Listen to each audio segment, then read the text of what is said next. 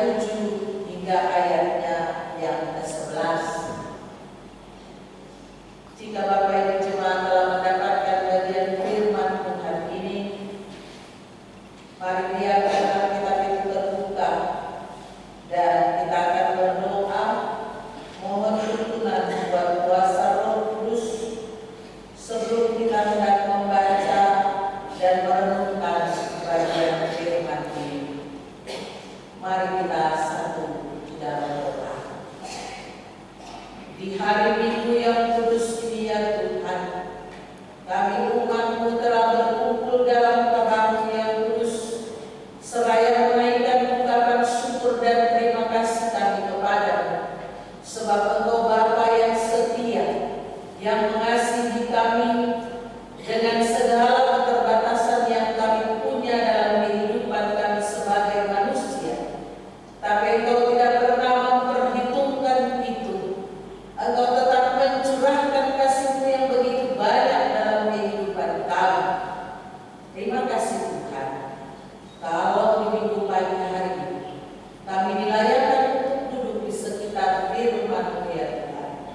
Kami hendak membaca dan merenungkan kebenaran daripada firman-Mu. Kiranya Roh Kudus-Mu mari tuntun kami sekalian di dalam membaca, merenungkan bagian firman Tuhan ini. Tetapi kami bukan saja menjadi pendengar dan pembaca setia, tapi kami dimampukan oleh Tuhan untuk bisa melakukan setiap kebenaran daripada firman ini.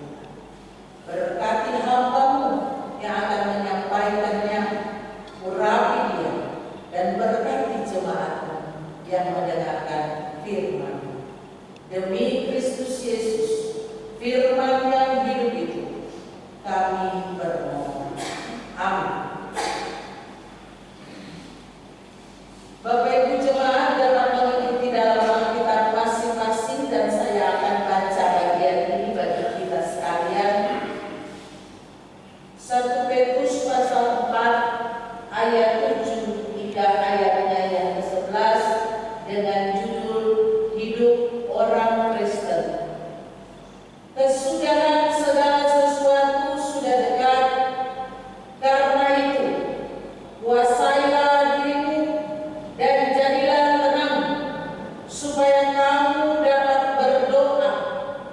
Tetapi yang terutama, kasihilah sungguh-sungguh seorang akan yang lain, sebab kasih menutupi banyak sekali dosa. Berilah tumpangan seorang akan yang lain dengan tidak bersungut-sungut. Layanilah seorang akan yang lain sesuai dengan karunia yang telah diperoleh tiap-tiap orang sebagai pengurus yang baik dari kasih karunia Allah. Jika ada orang yang berbicara, baiklah ia berbicara sebagai orang yang menyampaikan firman Allah.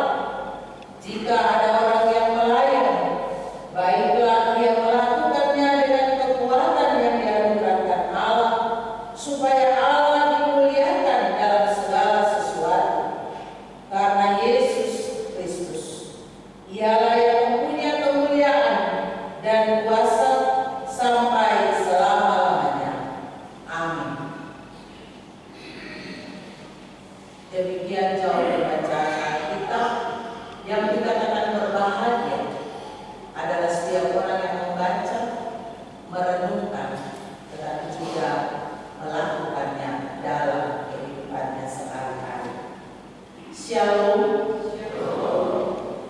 Bapak Ibu jemaat yang Tuhan Yesus Kristus kasihi, tema perenungan kita di minggu pagi hari ini dan yang menjadi perenungan kita di sepanjang minggu berjalan, artinya di sepanjang minggu dalam peribadatan kita di dalam jemaat ini kita akan terus mendengarkan firman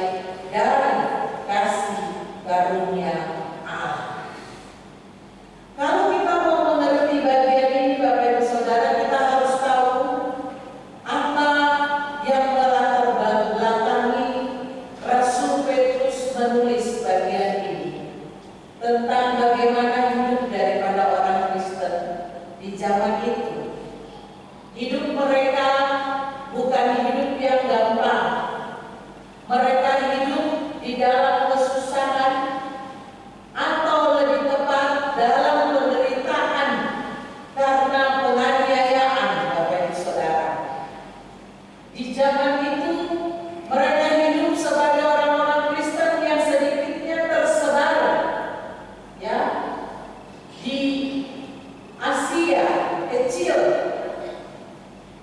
atau di dalam pemerintahan Roma pada saat itu. Bapak Ibu Saudara yang Tuhan kasihi, kehidupan orang Kristen di sana tidak mudah. Mereka mengalami penganiayaan, dan di zaman Rasul Petrus menuliskan kitab ini, itu di zaman Kaisar Nero. Kalau Bapak Ibu yang sudah pernah baca sejarah, mendengar tentang sejarahnya, bagaimana kekejaman dari Nero dengan kehidupan masyarakatnya di saat itu, apalagi orang-orang percaya, orang-orang Kristen yang ada pada saat itu. Mereka ada dalam penindasan sebagai orang-orang Kristen karena hidup mereka yang sedikit berbeda dengan orang-orang di zamannya. Mereka hidup sebagai orang-orang yang takut kepada Tuhan, yang taat kepada Tuhan, yang melakukan perintah-perintah Tuhan. Dan bagi orang dunia saat itu, kehidupan yang demikian itu berbeda, sehingga mereka seringkali difitnah oleh karena kehidupan sebagai orang-orang Kristen, sebagai orang-orang percaya. Bahkan tidak sedikit diceritakan bahwa orang-orang Kristen itu ditindas, dianiaya. Ada cerita orang Kristen dibakar hidup-hidup.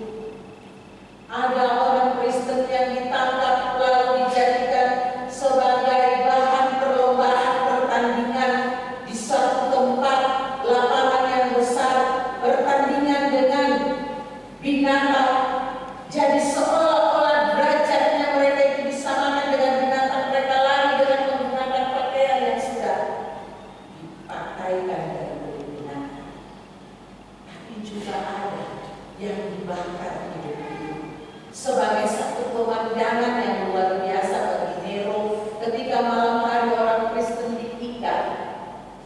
Tapi juga ada orang-orang yang melanggar hukum juga diikat bersama-sama dengan orang Kristen, dijadikan sebagai obor di waktu malam ketika dinyalakan apinya dan mereka terbakar. Bapak Ibu, mereka hidup di zaman yang tidak mudah.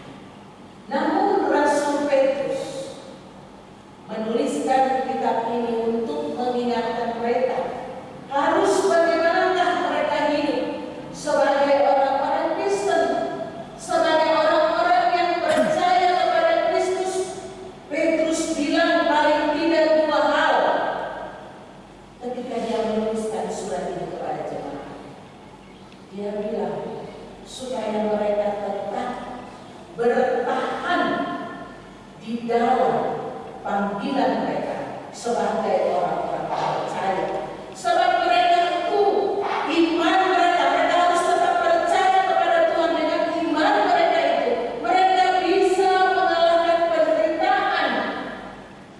Sebab penderitaan yang dialami oleh mereka itu sudah pernah dilalui oleh Yesus. Maka sebagai orang-orang yang percaya, yang mengalami penderitaan pada saat itu, juga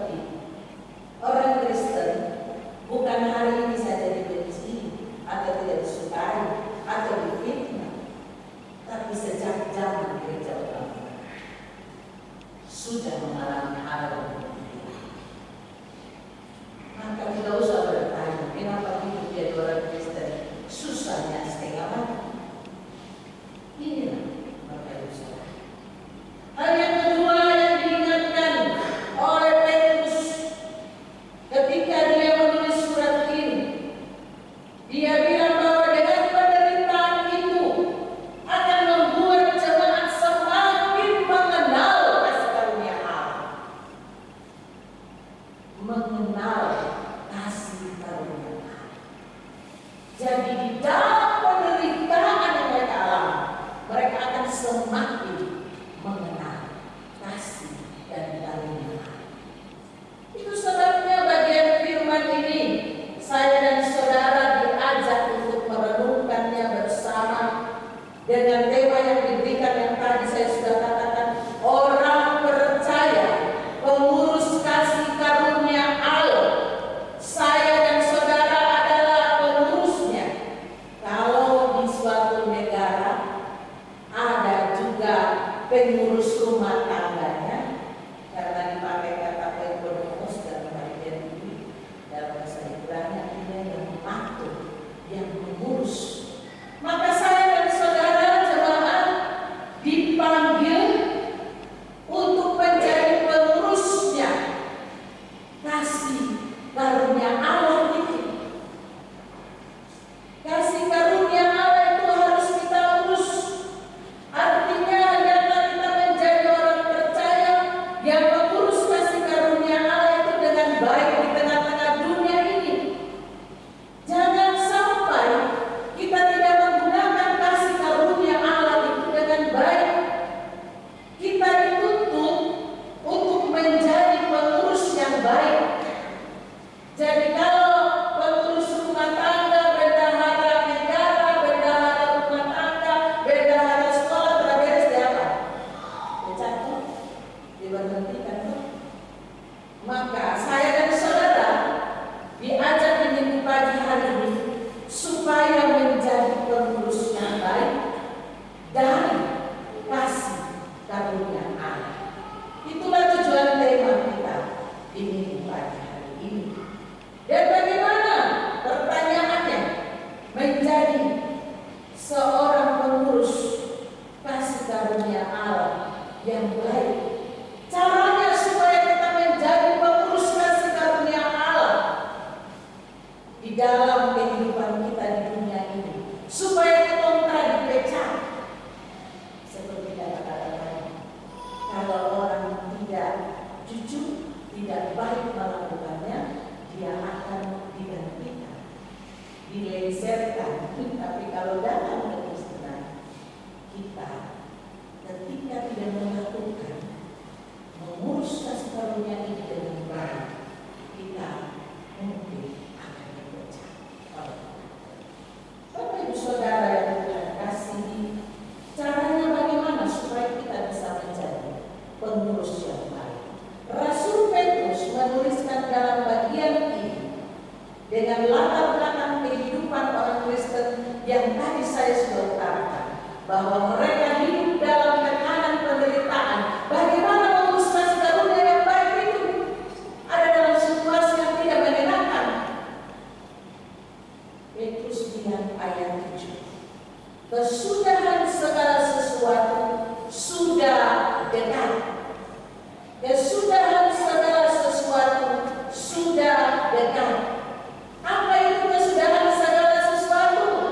Artinya menunjuk kepada akhir daripada zaman ini, atau akhir zaman tentang bicara tentang kedatangan Tuhan Yesus kedua kali. Sudah menuju pada dunia akhir. Jadi akhir hidup ini juga bisa kita bicara tentang akhir hidup. Saya dan Bapak Ibu Saudara, ada yang tahu kapan dia mati? Tanggal berapa, bulan berapa, jam berapa? Tidak ada yang tahu, Bapak Ibu Saudara. Maka akhir hidup ini bisa bicara dalam konteks pembacaan ini tentang kedatangan Tuhan Yesus yang kedua kali. Artinya hidup ini singkat, tetapi juga bicara tentang akhir hidup saya dan saudara di tengah-tengah dunia ini.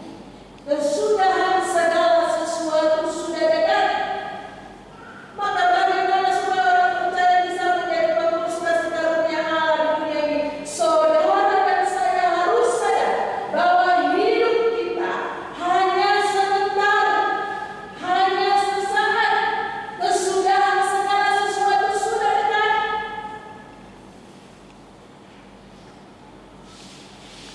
Alkitab bilang tentang akhir hidup manusia itu di kitab Mazmur. Kalau kita buat 70 tahun kan 80 tahun, 70 tahun sampai menulis 70 tahun. Jadi mari hitung-hitung sudah. Kalau masih hidup di Penuh sampai sekarang sudah lewat dari 70 tahun. Oh, itu tiket sultan. Kata firman Tuhan 70 adalah usia juga tidak bisa bilang bahwa Tuhan tidak bisa memelihara seseorang sampai 100 tahun. Bisa dalam keadaan. Tapi Alkitab bilang yang sisanya dari 70 tahun ke atas adalah penderitaan dan kesusahan. Yosua 70 tahun tapi dirinya suami agak jauh pengliharannya, jalan juga sudah tidak segesit dulu, bergerak juga ada keterbatasan. Artinya saya dan saudara harus tahu bahwa hidup kita hanya sesaat. Lalu bagaimana dengan Tuhan yang masih muda-muda ini? Saudara, Alkitab bilang 70 atau 80 tahun akhir hidup kita.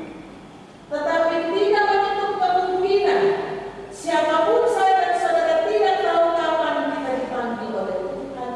Akhir hidup kita masing-masing itu ditentukan oleh Tuhan. Maka tidak bisa saudara bilang saya masih jauh dari 70 tahun. Saudara dan saya harus merasa sama seperti firman Tuhan bilang, kesudahan segala sesuatu sudah dekat. Dan sudah dekat ini sebetulnya tidak tahu akhir hidup kita. Atau juga kedatangan Kristus yang kedua kali. Maka apa yang harus kita buat sebagai orang-orang yang mengurus kasih karunia Allah di dunia ini? Ayat 7 bagian B lanjutkan.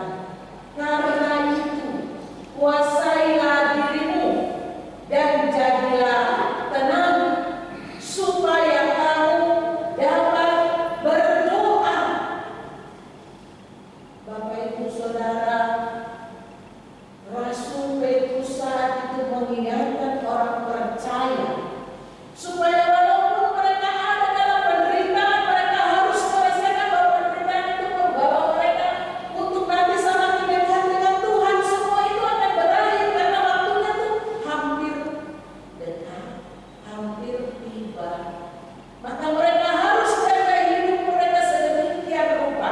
Mereka diminta untuk kuasailah dirimu dan jadilah tenang supaya engkau dapat berdoa.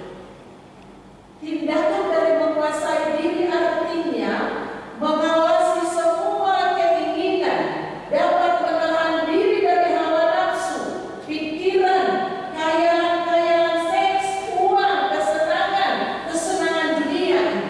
Itu yang harus kita tinggalkan. Itu yang harus cuma pada saat itu lakukan adalah berfokus.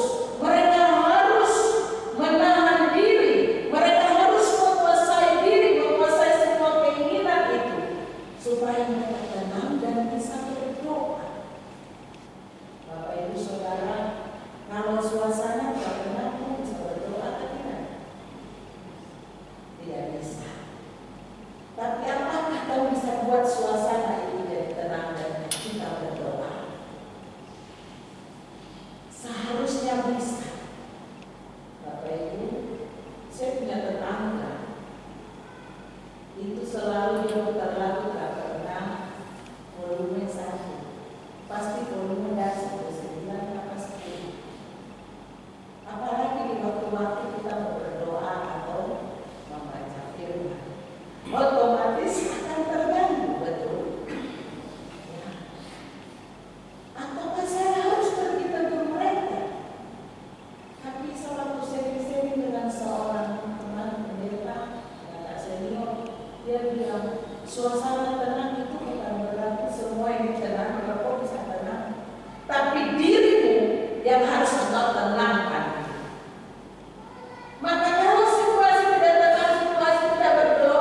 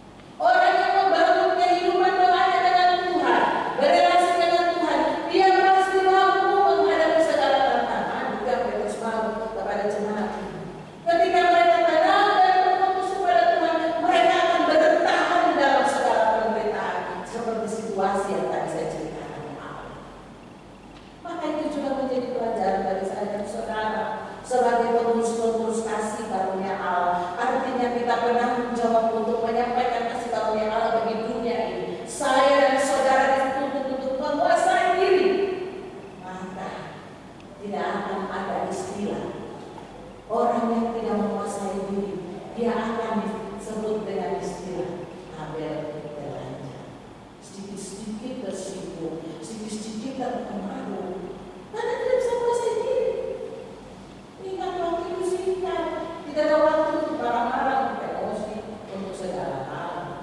Walaupun ada marah yang digunakan untuk mengingatkan, tapi tidak marah sampai dengan dalam diri. Supaya kita bisa berrelasi dengan Tuhan. Bagaimana mungkin kita bilang kita orang percaya yang berrelasi dengan Tuhan baik, datang beribadah, bersekutu, tetapi kita tidak bisa menguasai diri, menguasai mulut kita, menguasai pikiran kita, menguasai hati kita, dan semua hal yang tidak bisa orang lain tahu, hanya saya dan saudara. Maka pagi hari ini, sebagai pengurus kasih karunia Allah, saya dan saudara ingat untuk kuasai diri, tenangkan diri, jadilah tenang, supaya kita dapat berdoa, berfokus kepada Tuhan. Itu hal yang pertama, Bapak Ibu Saudara. Bagaimana supaya kita menjadi pengurus kasih karunia Allah yang baik di tengah-tengah dunia ini? Artinya kita menjadi berkat. Hal yang kedua, Bapak Ibu Saudara, dikatakan di ayat 8. Tetapi yang terutama, kasihilah sungguh-sungguh seorang akan yang lain, sebab kasih menutupi banyak sekali dosa. Hal yang kedua, bagaimana kita sebagai orang percaya menjadi pengurus kasih karunia Allah di tengah-tengah dunia ini. Itu tanggung jawab saya dan saudara sebagai orang percaya. Kalau tadi kita sudah tenang, kita sudah kuasai diri dan bisa berdoa, maka yang kedua, kita harus hidup dalam kasih. Kita harus hidup dalam kasih. Bapak Ibu Saudara yang bukan kasih, relasi dekat dengan Tuhan bukan saja lewat berdoa, bukan saja dengan saudara bilang berajin beribadah kepada Tuhan, merenungkan firman. Ketika orang dekat dengan Tuhan, artinya relasinya dengan sesama juga baik. Itulah kasih. Kasih ditunjukkan lewat sikap kita kepada sesama kita. Bagian ini akan bicara kasih seperti apa? Mengapa kasih itu penting? Apa bentuk kasih itu? Terjemahan dari kata sungguh-sungguh di sini, Petrus tahu bahwa penerima surat itu sebenarnya orang sudah mengasihi, tidak munafik, menopang. Itu sebabnya dikatakan di kata selanjutnya, berilah tumpahan wujud daripada kasih itu. Petrus tahu bahwa jemaat ini sudah sungguh-sungguh, tetapi dia katakan lebih ditambahkan lagi kesungguhannya untuk berbagi kasih. Mengapa itu penting? Karena seringkali kasih itu kita harus tambahkan dalam kehidupan kita, memberi kasih kepada orang lain, karena orang lain seringkali menjengkelkan kita. Betul. Orang lain sering mengecewakan kita. Habis kau sudah buat baik sama dia, tinggal buat hal yang jahat sama kita. Itu sih saya dan saudara nasihat. Bahkan Petrus nasihati jemaat, walaupun kalian dibuat demikian dalam penganiayaan, kalian harus tetap hidup dalam kasih, karena kasih menutupi banyak sekali dosa.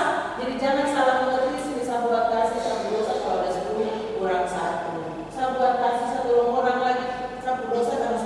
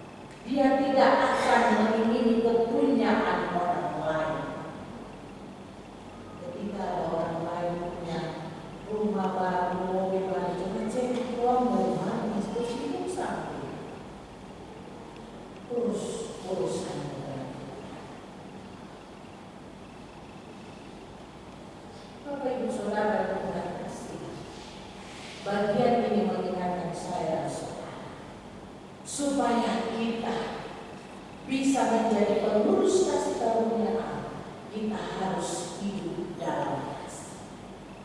Hidup dalam kasih juga kita mau mengamalkan.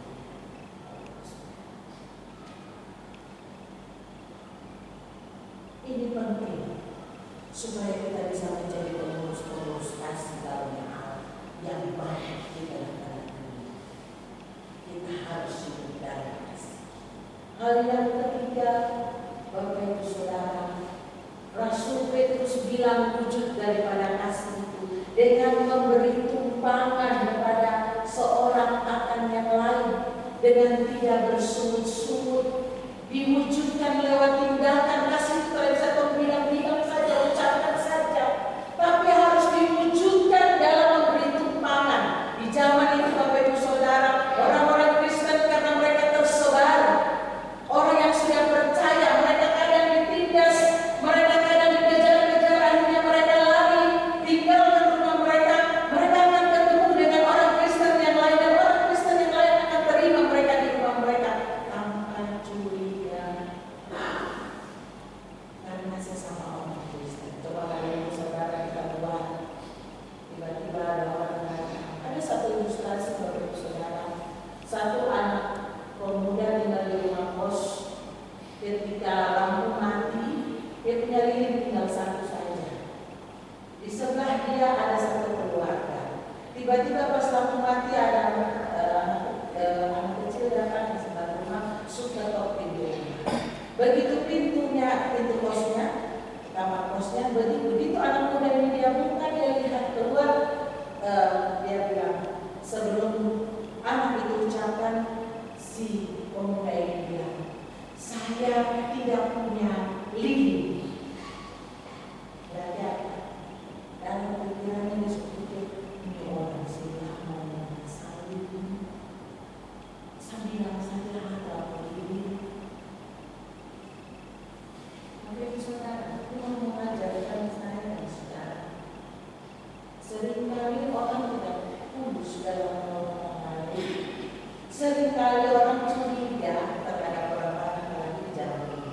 Kalau di zaman itu oke lah. Petrus katakan, berilah tumpangan, jangan sungut-sungut.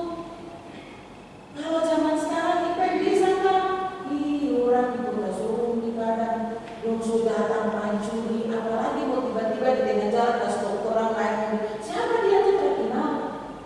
Kita penuh dengan kecurigaan. Siapa dia? Bukan tuh punya orang, bukan tuh keluarga, bukan tuh jemaat. Siapa dia?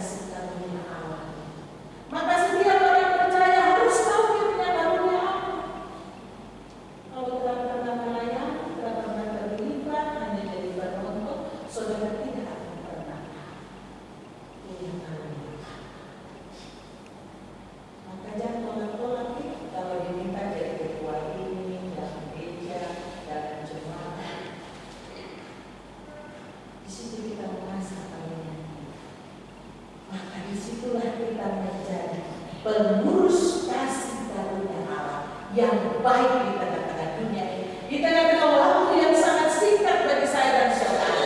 Ini yang harus kita buat untuk menjadi pengurus kasih karunia Allah. Sudahkah saya dan saudara menjadi pengurus kasih karunia Allah? Kalau hari ini saya dan saudara sudah jadi pengurus kasih karunia Allah, sudahkah dengan sungguh-sungguh melakukannya? Jangan hanya di bibir saja, mengaku jadi badan pelayan unsur, tapi pemalas ibadah, malas urus diri dan itu tidak bisa. Saudara belum jadi pengurus kasih karunia. Bapak Ibu, saya kira itu adalah firman yang kita renungkan hari ini. Kiranya terus menuntun saya dan saudara supaya kita sebagai orang percaya bisa menjadi pengurus kasih karunia Allah yang baik di tengah-tengah dunia ini di dalam waktu yang sangat singkat, supaya kita tidak dikejar oleh Tuhan berkati. Amin.